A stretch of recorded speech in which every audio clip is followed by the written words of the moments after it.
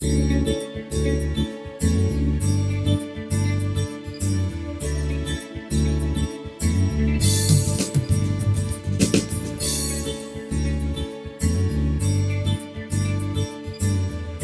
we're looking at James chapter 4 verses 1 through 10, and we'll just quickly read that for you. What causes fights and quarrels among you? Don't they come from your desires that battle within you?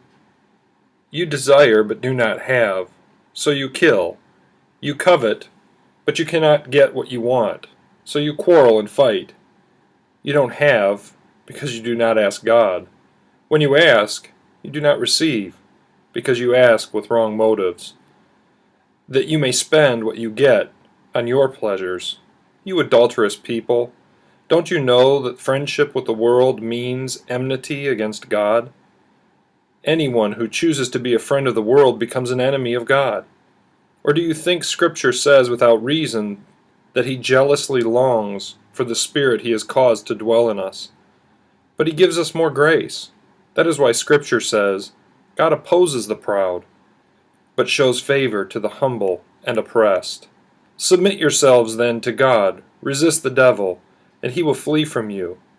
Come near to God, and he will come near to you. Wash your hands, you sinners, and purify your hearts, you double-minded. Grieve, mourn, and wail. Change your laughter to mourning, and your joy to gloom. Humble yourselves before the Lord, and He will lift you up. James is pointing out a very important thing. He's been dealing with the poor, and in dealing with the poor, he really wants to convey to these believers in the churches that he's writing to, these Jewish Christians, that there can't be this split between the rich and the poor. They can't have a double-mindedness in all that they're doing. He wants them to be a people of unity, of one focus, and that focus is always to be on God. Well, this week we're looking at how Jesus walked, and part of this comes from Hal Perkins' book, Walk With Me.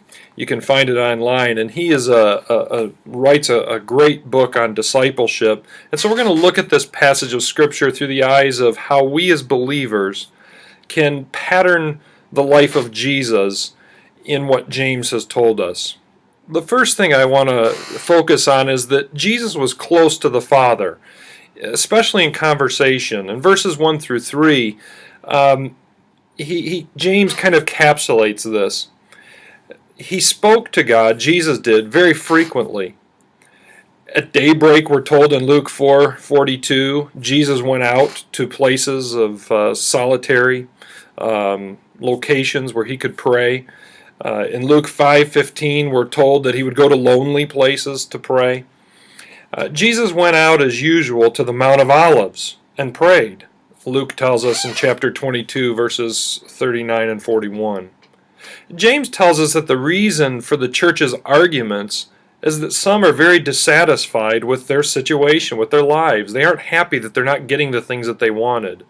They keep asking God for things that they want, but then they don't get them. Things that would make their life easier. Maybe it was things that would benefit their own desires. Maybe they were looking at the big picture of their own life and were trying to figure out how they could plan for their future and have all the things that they thought would make them happy.